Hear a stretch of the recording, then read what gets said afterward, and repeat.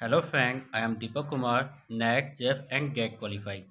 आज हम बात करने वाले हैं फिजिकल केमिस्ट्री के मोस्ट इम्पोर्टेंट इक्वेशन की, मींस मैक्सवेल रिलेशन इक्वेशन।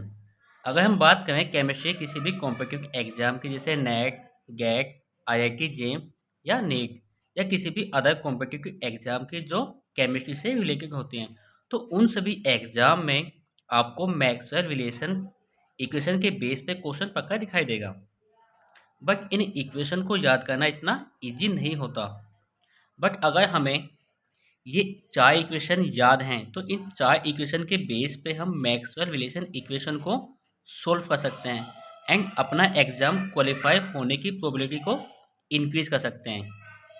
तो चलिए आज हम बात करते हैं कि इन चार इक्वेशन के बेस पे मैक्सवेल रिलेशन इक्वेशन को कैसे सोल्व करते हैं।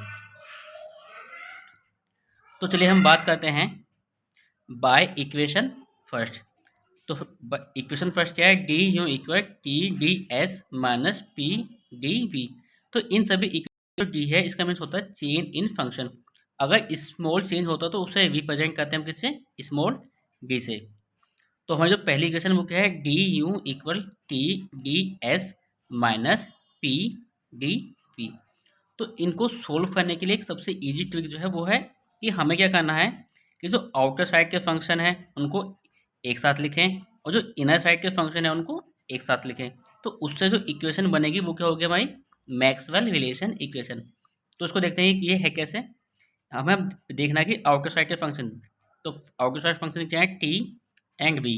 तो हमने क्या लिखा, डेल टी डेल वी की होल एस, यानी कि जो सबसे अबव में हमने वो लिया वो फंक्शन क्या है टी, और टी टी के साइड में क्या है एस। तो हमने क्या लिया हुआ यहाँ पे एस को कांस्टेंट।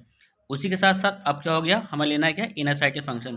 तो इनर में क्या है पी एंड एस। तो हमने क्या लिखा, del P upon del S.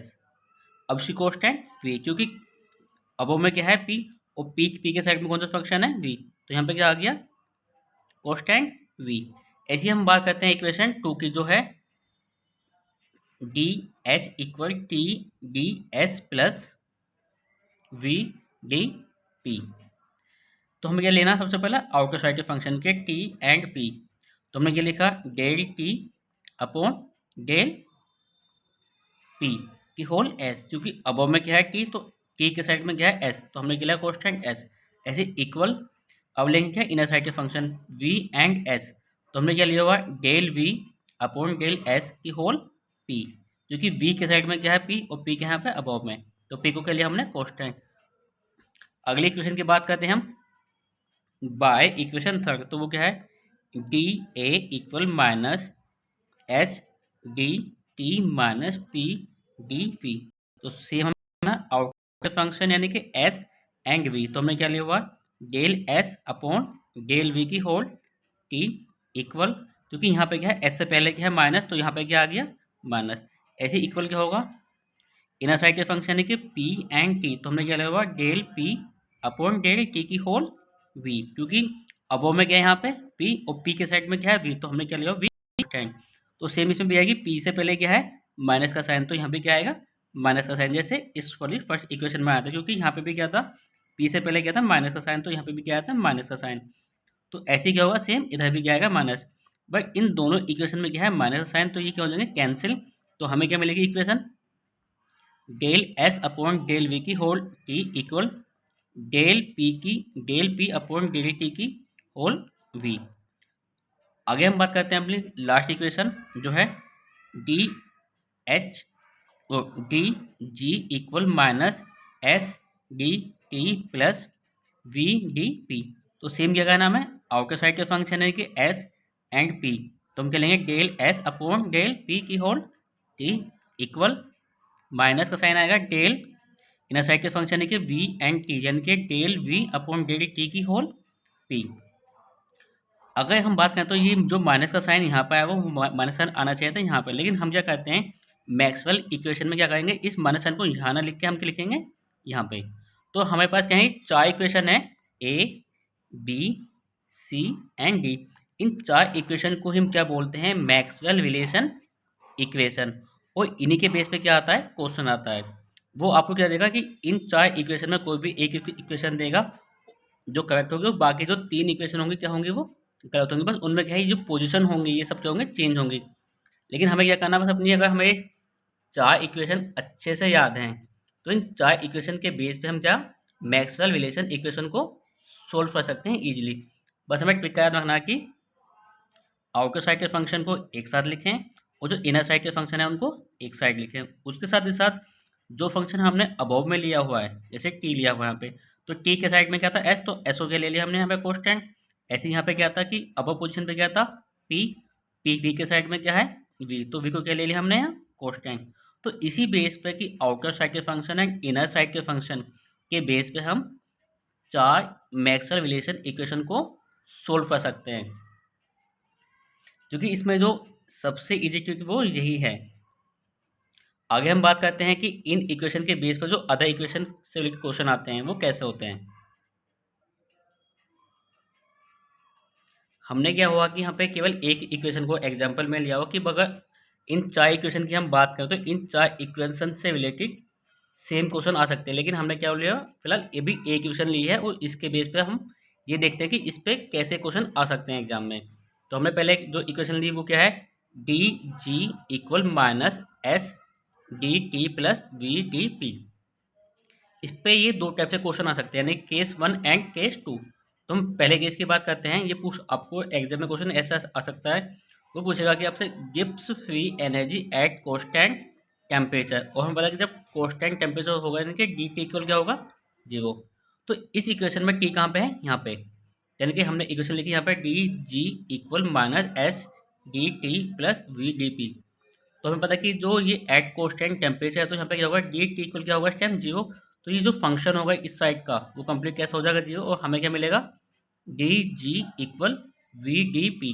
तो अब इसे हम कैसे सोल्व करेंगे, यानी कि डी जी अबव और डी पी बिलो, और ये क्या है एट कांस्टेंट टेम्परेचर पे, तो टेम्परेचर क्या हो गया यहाँ पे कांस्टेंट इक्वल, क्योंकि यहाँ क्या बचा वी। तो ये क्या होगा एक इक्वेशन, यानी कि एग्जाम में आपसे पूछ सकता है कि Gibbs free energy at constant temperature. तो अगर आपको ये इक्वेशन याद है गिब्स वाली, तो अब आप ये देखो कि जो यहाँ पे इसमें टेम्परेचर है वो क्या है कांस्टेंट, तो उस फंक्शन को क्या कर दो 0, और जो साइड वाली है उसको यहाँ पे ऐसे लिख लो।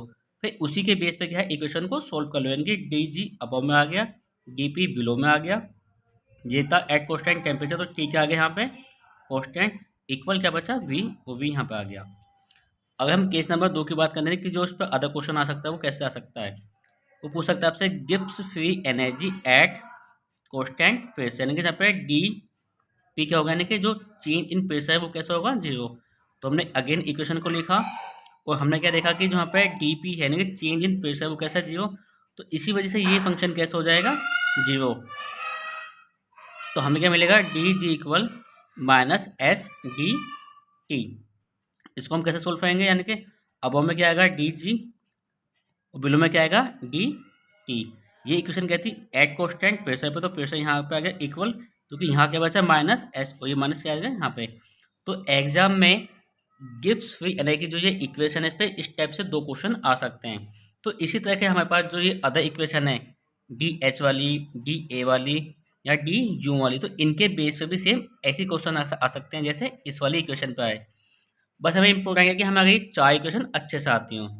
उसके अलावा एग्जाम में जो इक्वेशन आ सकती है वो इक्वेशन ये 3 इक्वेशन भी आ सकती हैं। तो जब भी कभी आप एग्जाम देने के लिए जाओ तो साथ ही साथ इन 3 इक्वेशन को भी पढ़ के जाओ, क्योंकि वो उसमें क्या होता है कि वो एग्जाम में आपको डायरेक्ट इक्वेशन दे देगा, वो 4 इक्वेशन देगा, वो इनमें से पूछोगे इनमें से कौन सी इक्वेशन सही है। तो इसलिए वजह से जब भी आप कोई भी एग्जाम देने जाते हो तो हम इन इक्वेशन पर ज़्यादा ध्यान नहीं देते, लेकिन यही ऐसी इक्वेशन होती है अगर हम एग्जाम में करके आते हैं तो हमारे एग्जाम क्वालिफाई होने के चांस बढ़ जाते हैं। आगे बात करते हैं हम इन 4 इक्वेशन से रिलेटेड कि अदर क्वेश्चन कैसे आते हैं। हमें पता है कि हमारे पास 2 प्रोसेस होते हैं, एक होता है क्या रिवर्सिबल प्रोसेस जिसे बोलते हैं क्या इक्विलिब्रियम, एक होता है क्या इरिवर्सिबल प्रोसेस यानी कि वो क्या होता है स्पॉन्टेनियस। तो हमें यहाँ पे ध्यान रखना है कि जो रिवर्सिबल प्रोसेस होगा यानी कि जो इक्विलिब्रियम होगा उसमें जो चारों फंक्शन की जो वैल्यू होती है वो कैसी होगी ऑलवेज 0 होगी, किस पे एट रिवर्सिबल प्रोसेस या बोल सकते हैं एट इक्विलिब्रियम। तो इन चारों फंक्शन की वैल्यू कैसी होगी 0 होगी। लेकिन अगर हम बात करते हैं अदर प्रोसेस की जिसे बोलते हैं क्या स्पॉन्टेनियस प्रोसेस या इरिवर्सिबल प्रोसेस। तो उन केस में क्या होगा कि इनमें केवल एक की वैल्यू कैसी होगी, ग्रेटर देन 0, यानी कि हम बोल सकते हैं कि जो डेल्टा एस होगा यानी कि चेंज इन एंट्रोपी होगी, उसी की वैल्यू कैसी होती है, पॉजिटिव। अदर फंक्शन की वैल्यू कैसी होती है, नेगेटिव, यानी कि जैसे यहाँ पे नेगेटिव हो गया, ये नेगेटिव है, ये नेगेटिव, यह हम बोल सकते हैं लेस देन 0। बस में एक ही केस ऐसा होता है डेल्टा एस, इसकी वैल्यू कैसी होती है, ग्रेटर देन 0, यानी कि इसकी वैल्यू क्या होती है, पॉजिटिव। उसके साथ ही साथ ये जो चार फंक्शन थे हमारे पास, इनकी अदर कंडीशन होगी ये किस कोस्टेंट में इनकी वैल्यू 0 होगी या ग्रेटर देन 0 होगी या लेस देन 0 होगी। तो ध्यान रखना कि जब हम बात करेंगे चेंज इन एंट्रोपी तो वो होता है eight constant E and we. अगर हम बात करते हैं चेंज इन इंटरनल एनर्जी तो वो होता है एट कोस्टेंट एस एंड वी। हम बात करते हैं चेंज इन एंथैल्पी तो वो होता है एट कोस्टेंट एस एंड पी। और हम बात करते हैं change in Gibbs free energy तो वो होता है eight constant P and T. अब देखते हैं कि इन इक्वेशन के बेस पे यानी कि इस टेबल के बेस पे एग्जाम में क्वेश्चन कैसे आ सकते हैं। तो यहाँ पर हमारे पास 3 क्वेश्चन है। पहला क्वेश्चन है condition for spontaneous change of A given system is. तो हमें पता है कि हमें ये पता कि ऐसा कौन सा सिस्टम है जो स्पॉन्टेनियस होगा, और हमें पता है कि स्पॉन्टेनियस प्रोसेस का मतलब होता है क्या, इरिवर्सिबल। उसमें एक ही कंडीशन ऐसी होती है जिसमें जिसकी वैल्यू क्या होगी, पॉजिटिव होता क्या, चेंज इन एंट्रोपी। हाँ यहाँ पे क्या है, एंट्रोपी क्या है, पॉजिटिव है, बट इसकी कंडीशन थी कि वो एट कॉन्स्टेंट किन दो कंडीशन पे क्या होता है, ग्रेटर देन 0 हो गया, इसकी वैल्यू कैसी होगी, पॉजिटिव।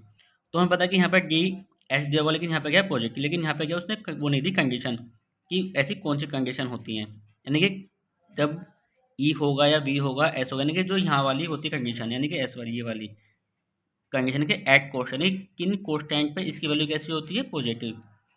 इसने यहाँ पे क्या दिया, केवल डी एस इज पॉजिटिव, तो ये ऑप्शन भी सही नहीं होगा। अगला क्या है, डी एस इज नेगेटिव, नहीं ये वाला सही होगा। अगला ऑप्शन क्या है, डेल एस ई वी, कि अगर ये कोस्टेंट होगी इस पर ई वी पे तो इसकी वैल्यू कैसी होगी, नेगेटिव, लेकिन हमें पता है कि इसकी वैल्यू कैसी होती है, पॉजिटिव, तो ये ऑप्शन भी क्या है, गलत। अगला ऑप्शन हमारे पास सी, वो क्या है, del S at constant E and V, क्या होगा, ये पॉजिटिव। तो हमें पता है कि इस टेबल के अंदर जो चेंज इन एस यानी कि चेंज इन एंट्रोपी है वो कैसे होती है, पॉजिटिव, लेकिन कंडीशन क्या होती है, eight constant E and we. तो इसी वजह से ये क्या होगा, ऑप्शन सही होगा। अगले ऑप्शन की बात करते हैं क्वेश्चन की, तो वो है a condition for spontaneous is, यानी कि change in internal energy spontaneous process के लिए क्या होती है। तो हमें ये ध्यान रखना कि जो चार फंक्शन में से डेल्टा एस था यानी कि चेंज इन एंट्रोपी थी, केवल उसी की वैल्यू कैसी होती है, पॉजिटिव, अदर सबकी कैसी होगी, नेगेटिव इन स्पॉन्टेनियस प्रोसेस के अंदर। तो इसमें क्या होगा, ये जो ऑप्शन ये क्या होगा सही, उसमें क्या है, डेल ई यानी कि change in internal energy at S and V पे क्या होती है, नेगेटिव। तो आइए हम बात करते हैं इसमें टेबल के अंदर, यानी कि चेंज इन इंटरनल एनर्जी क्या होती है, लेस देन 0 यानी कि मीन्स माइनस, लेकिन वो किस पे होते हैं, at constant S and V, यानी कि तो ये जो ऑप्शन है एस एंड वी यानी कि change in internal energy at constant S and V पे कैसे होती है, माइनस, और ये प्रोसेस कैसा होगा, स्पॉन्टेनियस। तो इसी वजह से ये ऑप्शन क्या है, सही है। आगे बात करते हैं अगले क्वेश्चन की, एक कंडीशन फॉर इक्विलिब्रियम, यानी कि जब कैसा होगा प्रोसेस, रिवर्सिबल होगा। तो हमें पता है कि जो सारे फंक्शन होते हैं यानी कि delta S, delta E, delta H and delta G, उन सब की वैल्यू कैसे होती है, 0, इसमें इक्विलिब्रियम प्रोसेस में।